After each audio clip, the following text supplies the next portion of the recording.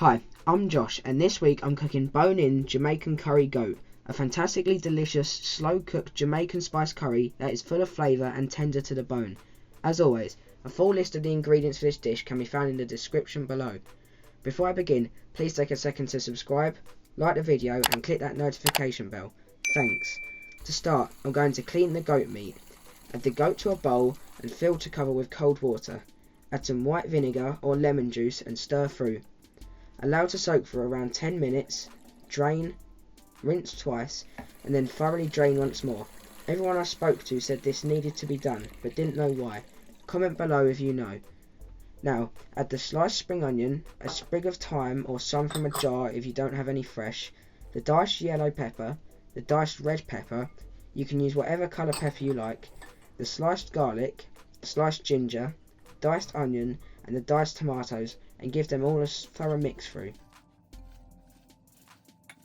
Sprinkle over the all-purpose seasoning, black pepper, salt, pimento berries if you have them, allspice powder, garlic powder, and the Jamaican curry powder.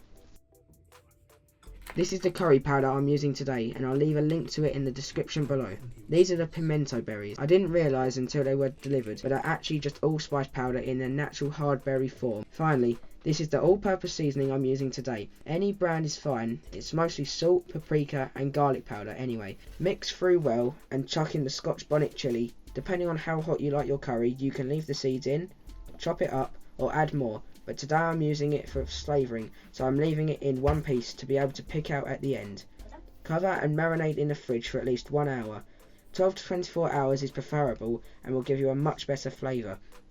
In a pan with the well-fitting lid, turn the heat up to medium-high, add the oil and a tablespoon of Jamaican curry powder, stir through and allow to simmer and gently burn. Yes, that's right, burn for around 3 minutes. Add in the marinated goat along with its spices, give it a quick stir and place the lid on for 4 minutes. You don't need to add any water at this stage. Remove the lid and stir through. There should be a fair bit of water forming in the pot now from the meat, onions and vegetables. Place the lid back on and cook for a further 10 minutes.